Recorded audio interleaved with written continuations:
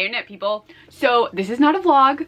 There is going to be a little teeny tiny bit of content that is not sit down that I'm adding in. So this video specifically is to talk about some books that I read recently that were not included in any of the vlogs. So I actually just read these within like the past week. And I thought I would talk about them because it was a wild time. It's a wild assortment of books. But before you get to hear me talk about these books, oh my gosh, sorry. Not on Easter, but a little after, Krista and I tried to make jelly bean schnapps. So actual jelly bean schnapps do not exist, but in Bob's Burgers, Bob and Linda in Eggs for Days drink this jelly bean schnapps, get very drunk, and hide Easter eggs. So it's like this whole plot, but Krista has been looking for jelly bean schnapps because she was like trying to have us drink it while we watched the episode. They don't exist at all. So we bought some very cheap alcohol and attempted to make our own version of a schnapps. I'm going to insert that footage here so you can watch me like showing how I made it and then watching our reactions to drinking it, because yeah, it's a thing. But yeah, so we're gonna roll that clips. It's 2 clips. Roll those clips for you and then I'll be back. So please enjoy chaotic jelly bean schnapps drinking. It's a wild time. There you go. Hello, this is very weird B-roll, like super weird. So we're in my kitchen, and I'm about to show you this very odd concoction we just made. So if you didn't know, there is an Easter episode of Bob's Burgers, which is like one of Krista and my favorite shows. So in that, they drink this jelly bean schnapps, which does not exist. Someone should make it though. But they drink it, it's awful, it's super alcoholic, and Krista was trying to find it so we could like drink it this year, and that's how we found out no such thing exists. So we attempted to make our own. So I'm gonna get you real close here. So this is the concoction. So it involves a number of these little tiny fruit flavored alcohols. Then I made, I think it's Starry with our soda stream. We just had some syrup for it. And then I like combined all of that, poured it between these 2 very tall wine glasses with lids. And I dumped jelly beans inside them. Just like standard Brock's jelly beans. But they're in there. I don't know if you can see them. They're starting to dissolve because I was like, oh, I should let them sit for the flavor. So yeah. I have no idea. It smells gross. It just smells real bad. So we're gonna see how this goes. I will let you know. Yeah. Oh, I'm very concerned. Okay. You might get a video clip, maybe not. The dogs are upstairs, so it's gonna be really hard to film, but we'll let you know how this tastes. Either tomorrow or, you know, sometime. But oh god. Oh boy. For Linda and Bob. Bye. Alright, as promised, here is a clip. She already took a sip. I'm not gonna make her take another one. We took sips together. I can tell you 2 things. One, it definitely tastes like jelly beans. Mm-hmm. And 2, it's burnt my throat Oh. like more than anything else I've ever drank. And I've tried whiskey. It's revolting, but it does taste like jelly beans. So we did it. We did make it because they say it burns and it smells bad. And it tastes like jelly beans. Oh, and it does. It smells bad. As Bane can tell you. Yeah. He's just like, But we did it. Like, we made it. Tell them how you made it. I did. Oh, you did? I did explain it. I just said that it smelled vile and looked gross, and I didn't think it was going to taste good. And it truly does not. But it does taste like burning jelly beans. So, yeah. Yeah, we're not going to drink this. It's unsafe for human consumption. I think you could peel paint with it. I think it would take your entire thorax. We did use very cheap liquor. Like, I showed you. It's those 99s that you get for like 10 for, I think, $5 or some nonsense. Like, I bet you if we put like a quarter in here, it would be gone. It's just dissolve. It's so bad. But yeah, so we're gonna go. I'm gonna see if I can angle the camera so you can see what's behind me. Let's see. You're gonna keep looking at Krista. And now you can see me and Chloe. I'm blurry. Chloe's not. She's right there. Chloe is angry at all of us right now because we spent extra time with Kira. Yes. she got to go on a walk. So Kira's in front of me. Sorry, I keep moving my viewfinder for the benefit of mankind. Parker is downstairs because he was awful today. Oh, hi, Bane. You get a super kitty close-up. Sir! And my foot. Ugh. Hi, Kira. Kira got to go on a walk. Bane is now a camera hog. So I'm gonna go. We're gonna dump out this truly vile alcohol. But still watch Bob's. Yes. So that's the plan. All right. Bye! Did you enjoy the schnapps? Yeah, no. It was so bad. It tasted like what I assume paint thinner tastes like. It was just awful. It was really, really awful. I'm actually gonna take a sip of coffee because that smell and taste is just ingrained in my brain. And ooh. Next year we're going to try and do like dissolving jelly beans into alcohol instead. So I drink gin, like that's a liquor that I will drink. So we're gonna buy a gin that's not too expensive, that I think still tastes good, and I'm gonna dissolve jelly beans in it like a couple days before Easter, and we're gonna see how that goes. So hopefully that's better, because oh my goodness, ugh, that stuff was so gross. But we're here for books. So the first book that I have in the books that I read is a physical book. Nothing else after this is a physical book, so I'm just gonna like hold up my iPad. But the book I read first was Don't Want You Like a Best Friend by, oh my gosh, who is this by? Emma R. Albin. And my library likes to add little stickers if it's a series. So this is apparently the book one in Mischief and Matchmaking. So it's set in 1857. It gives me very, not that I've read these or watched the show, but very Bridgerton vibes. The costuming, I know it's not the same year because they're in these like massive hoop skirts. Like there's big wooden hoops under their skirts, and I know that's not the style in Bridgerton. So I know it's not the same timeline, but it's giving me those vibes because it's a lot of like fetes and balls and playing croquet and finding a person. So the premise of this is that Beth is in her first season, and she desperately needs to find a husband who has money to keep her mother and herself afloat. Her father has died. Because of how inheritance laws work, she and her mother are getting nothing. They actually have to leave their home after the season because her uncle is coming to take it because he is actually inheriting the house. So the father was not a kind man. Her mother is widowed now, and they're really just trying to find a way to get by. Like she has to marry because that's all she can do. Our other main character is Gwen, who is of money. This is her fourth season. She has no desire to actually marry anyone, but she has to go. She has to do it because she's single, so she has to go. Her father is a bit of is it rapscallion? He's that guy that's like always kind of drunk, sort of flirty, but he's also widowed. I forget how recently, but he is also a widow. And what happens is Gwen and Beth meet, and Beth kind of explains what's going on to Gwen. Gwen is like, oh, I can help you find a husband. Like, I've been doing this a lot. I have no interest. Like, I'll help you out. It then turns out that their parents were actually kind of an item during their own, like, fete season. So the two girls decide, they're in their early 20s, so they are women. They decide they're going to set their parents up because if their parents are married, Gwen's father has so much money that Beth would not have to marry. And it also turns out that Beth and Gwen have feelings for each other. So there's this like whole thing with like, what are they gonna do if Beth gets married, but maybe they can set the parents up. The plot kind of drags in this one a little. So it gets very steamy. There are a lot of steamy Gwen and Beth scenes, which I was not anticipating because like this looked YA to me, and it's not. I think it's new adult because our main characters are in their early 20s. I think that's where that hits. And like there's a lot of like them interacting with each other and then like not being able to see each other because Beth is doing like the circuit trying to get a husband. And so it's a lot of that. We learn about another female couple, not of money. They're living in Gwen's house, but they're like maids. But that like they explain like they can be together, but it's harder if you're wealthy because of the expectations. And really they can only be together because of her father, and like it's a whole thing.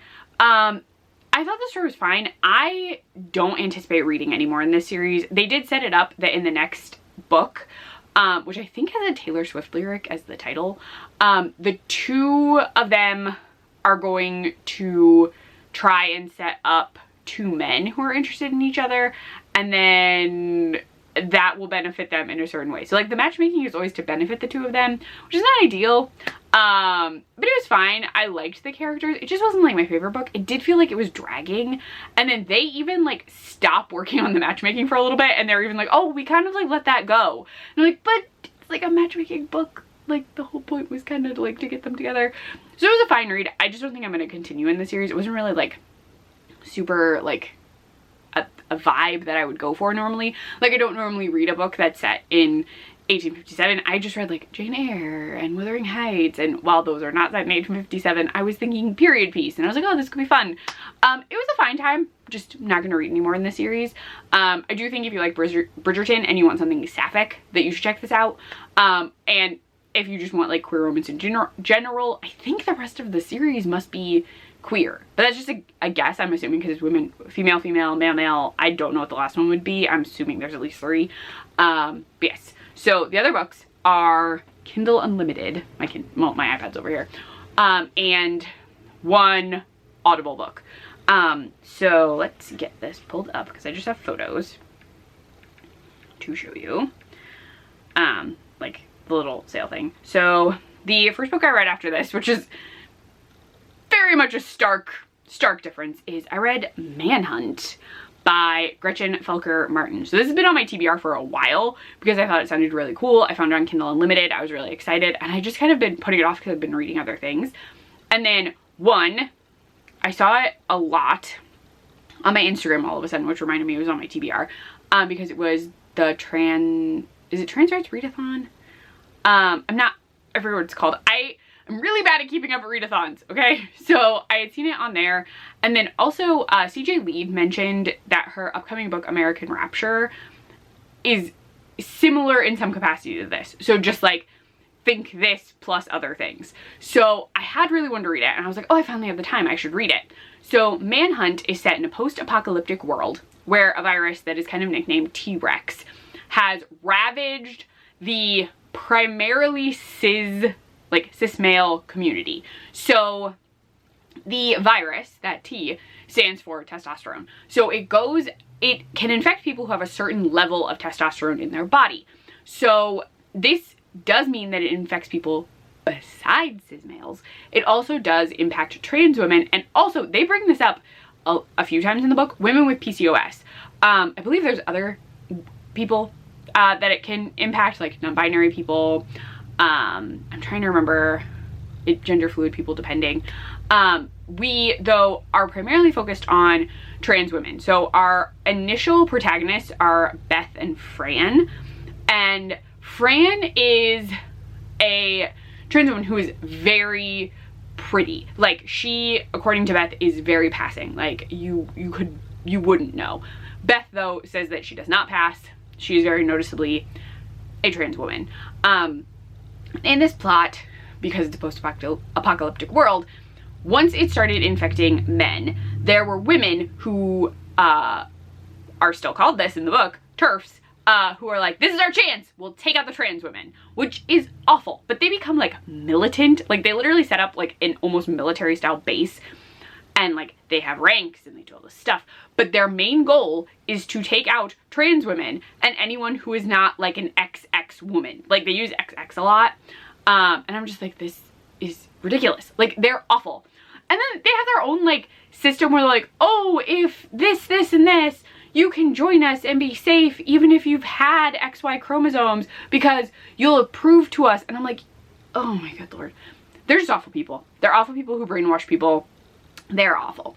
So in this, Beth and Fran are hunters. So they go out, they hunt T-Rex infected men. So they like are monsters at this point, but they're hunting them because they need certain like glands and then their testes because you can derive estrogen from them, and they're collecting them for their friend Indira, who is a scientist, and she can extract that estrogen and give it to women who need that estrogen. So there is no like injectable estrogen anymore. All of that has gone bad. There are limited ways to get estrogen. There is a wild scene pretty early in the book where you learn that you can eat a testicle for estrogen, which shocked the heck out of me. I had no idea, because Beth and Fran need a steady level of estrogen. And so they both have to ingest a testicle. And I was like, this is wild.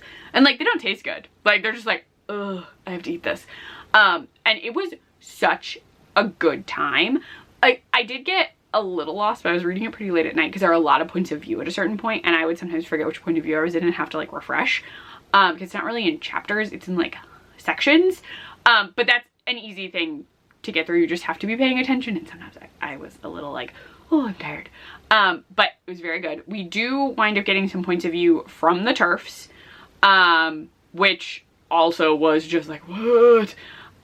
We also learn about not an encampment. There is an encampment, but it's outside of this like bunker called the Screw, where eventually our protagonists wind up, and that is also horrifying. There's just like a lot happening. The story is very much about being a trans woman in society and how people view you, how society views you, and like using this post-apocalyptic narrative to show that to you. And it was a freaking good time. Very like zombie end of the world. There is other representation besides trans women. There are non-binary characters who do show up. There's also a trans man who shows up, who is awesome. But it was a really, really good time. I'm taking a sip of coffee. Very sorry. I don't want to cough. Hold on. So I highly recommend. The next book I read was a suggestion, or like, I saw someone else read it. It might have been Kayla from Books and Lala. I don't remember what she thought about it, but I read episode 13, which is a found footage horror about this ghost hunting show called Fade to Black that goes to this like manor style house, like it's a huge house, where this paranormal research team had done some investigations in the 1970s where they were trying to like, basically, you know, all that stuff with Eleven in Stranger Things where they're like trying to like get her to do stuff with her mind and blah, blah, blah. Basically that's what this research team is doing. But that research team in the 1970s just disappeared, and two of the subjects are dead at their own hand, and one of them survived and gives an interview, and he's like, I don't want to be on this show. Like, you can't use that. I'm not going to that house. So they get there, they're investigating. At first the house seems really boring, like nothing is happening, and then weird things. They had heard there'd be a tall woman in a room, that there would be banging on the steps, and all of that happens. And then it becomes, what if the ghosts are only showing us what we want to see? So it is still found footage. We are getting journal entries that all of the cast and crew do. It's a small crew, small group. It's only 5 people. It's a married couple. There's a skeptic. The wife is the skeptic. The husband is the believer. Kind of like Ghost Files and Watcher. And we have a cameraman. We have a tech guy. And then we have an actress who is hired to sort of amp up the scares, relate to the audience. The issue is that I've read so many books with so many different names. I can't remember anyone's name from this book, like at all. I know Claire is the wife and Matt is the husband, and then Kevin is the camera guy. And I can't for the life of me remember the actress's name. And I feel so bad about that because she has a stage name and a real name, and my brain is having a horrible time like cementing a name. I think Tamika is her name and not her sister's name, but we're getting their journal entries. We get what the footage would look like if we were watching it, and then we get some time jumps later on. So we see their investigation and some stuff after. I really enjoyed the found footage aspect. I thought it was very cool. The book itself kind of reminded me of House of Leaves, which I do want to reread. It's been a while, but it reminded me of that. And then the ending, the final ending of the book, I thought was clever. I do have some thoughts about the like, I don't want to say like mid-ending, but the like ending before that ending, because it almost feels like the book ends and then we like do some extra stuff for an epilogue in a way. So like that ending, I had some thoughts on. I think it's okay. The ending, I had more thought, like I kind of wish it had ended in that spot before the time jumps a little differently, but I did still really enjoy it. It's the first time I've read like a found footage horror besides House of Leaves, so I thought it was really cool. So I was having a really fun time with it, so I did enjoy that one. The next one, I have to pull this up again. I feel like there's a hair on my nose that's like tickling my face, and I I'm like, I feel it, like it's right there. It's bothering me so much. All right, now the next thing was something I listened to. So I love the Indian Lake books. I read the first two because they were on Kindle Unlimited, but the third one was not, which makes sense because they want people to like buy that book. So The Angel of Indian Lake came out and I got it on Audible because I had a credit, and oh my gosh, it's so good. So the series itself follows Jade Daniels in Idaho and she is slasher obsessed, and in the first book we only get her point of view. Second book we get the points of view of her and other people in Proof Rock, the town, and then this one we went back to primarily Jade with some inserts from some other things that were Jade focused. I really enjoyed this. It was so good. The ending is beautiful. I don't want to give anything away because if you haven't read them, you just need to read all of them, but it was so good. I was having the best time. It was awesome. It was just so good. It was a really great way to end that trilogy, and I loved it. So if you haven't read them or listened to them or anything, you definitely need to check out the Indian Lake trilogy because, oh, they're all so good, but I loved this final book. It was just like so well done. He also has another book, Stephen Graham Jones, that's coming out. I was a teenage slasher and I want to check that out. I don't think it's actually out yet. I think that's coming out after this one. But I have one more book, and that is Night Shoot by David Sodergren. I actually literally read this because Jordaline mentioned it in a recent video, and she said the main character was lesbian, and I was like, ooh, I want like a pulpy horror movie read because I'm desperately waiting for Sergio Gomez's final Slaughter book to come out, and I'm like, oh, maybe this will fill that void for me, and oh my gosh, it did. It's slightly less gory than a Sergio Gomez, but Night Shoot, our main character is Elspeth. It is set in Scotland, and it's a student film is being shot. We do get some other points of view from other people on the crew, but they're shooting a student film, and even though it reads not like a student film, it reads like the grossest movie in the world. There's so much like unnecessary nudity that the director's like, yeah, it's totally for the plot, whatever.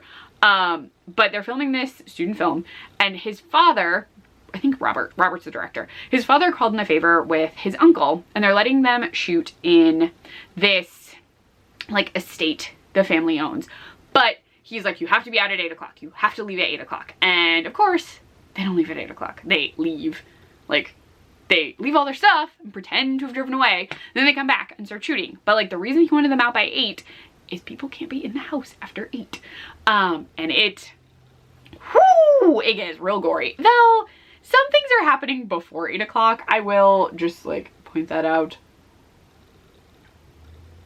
So the time is finicky because stuff happens at like 7:45, if not sooner than that. But I was just like, oh my gosh. It is just wild. Elspeth is our final girl. She is great. We get her girlfriend, we get scenes with the both of them. It was such a fun like horror movie read, straight up like watching a movie. I really enjoyed it. I had a really fun time. The ending was so sad, but it's so good. I want to check out more of his stuff, but I am reading another book right now, the Mary Shelley Club. I just started it, so I don't really want to tell you anything, but I really enjoyed this one. I would check out more from him. I wanted to share these fun reads and the horrible jelly bean schnapps Krista and I tried to make. So if you've read any of these, let me know. If you've read other things about any of these authors, let me know, because I would be curious to know about their other work, especially Sodergren. If you've read more of his stuff, if you have a specific one that you think is really good, let me know. Also, extra points if a character is queer in it. I think Manhunt, Angel of Indian Lake is probably my favorite because I've been waiting for that so much and it's so good. But Manhunt was really good, and if you have not read it yet, I highly recommend. There's another book coming out by that author. I need to look it up because I definitely want to check it out, and I think it's called Cuckoo, but there's also like a movie coming out called Cuckoo, and it's really throwing me off, so I need to look it up. But let me know thoughts. If you read other things by these authors, let me know in the comments. If you like this video, give it a thumbs up. If you would try jelly bean schnapps, tell me, or leave like a fun Easter themed emoji in the comments. Yeah, if you want to see more of me talking about books and other random things, please subscribe. And I'm gonna go. So bye internet people.